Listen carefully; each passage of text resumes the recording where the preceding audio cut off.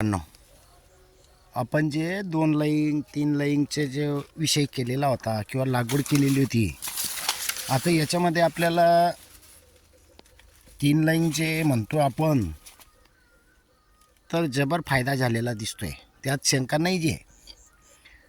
फक्त प्रॉब्लेम एक येतोय याच्यामध्ये की आपण जे मोडणी करतोय, समजा 2 लाईनचं कधी असतं तर एक मध्ये तरी चालून इकडे याचं एक नाही इकडचं एक असं मोडलं जातं, म्हणजे प्रॉब्लेम येत नाही काही.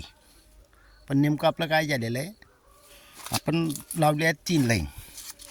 आता 3 लाईन म्हटलं तर ह्या भागमध्ये चालावं लागतं आहे आणि पानांचं जे काही आपल्याला इजा होते, मजूर तर भेटलंच नाही आपल्याला.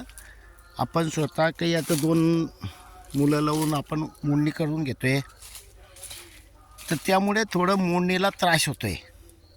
पण शेतकरी मित्रांनो, भुट्टे आता ज्या वेळेला आपण मोडतो आहे त्यावेळेला समजतं एक नंबर भुट्टा निघतो आहे. आतमध्ये बी दिसायला असं लहान वाटतात झाडावर, पण ज्या वेळेला खाली पडतो त्यावेळेला भुट्ट्याचं साईज मात्र जबरदस्त आहे. 2 आणि 3 लाईनमध्ये मला तरी काही एक तेवढा फरकाचं वाटत नाही आहे. 2 लाईनमध्ये आणि 3 लाईनमध्ये फायदा आहे, फक्त काढणीला त्रास होईल, म्हणजे मोडणीला त्रास होते. शेतकरी मित्रांनो, आपला उद्देश एकच आहे की जे आपल्याला अनुभव आलेले आहेत तेच अनुभव आपण शेतकऱ्यांपर्यंत सांगणार आहेत.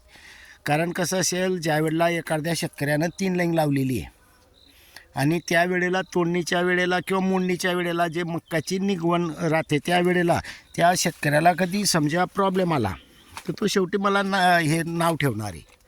त्याच्यामुळे आपण अगोदरच सांगून देतो आहे, भुट्ट्यामध्ये काही एक फरक नाही आहे, फक्त मोडणीला त्रास होतो, भुट्टे सुटतात. ते सुटले तर आपण नंतर काढणार आहे, जे त्यात शंका नाही आहे. परंतु मोडणीला जे आपण कामगार किंवा मजूर म्हणतो ते थोडे नखरचखरबी करतात. याच्यासाठी आपण पुढच्या वेळेला नवीन अजून डोक्यामध्ये एक प्रयोग घुसतो आहे, तो आपण पुढच्या वेळेला तसाही करणार आहेत.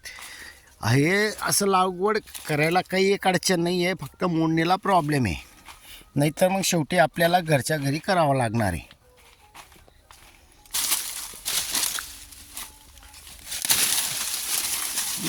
मी सांगितलं अशा पद्धतीचं फार होऊन जातं.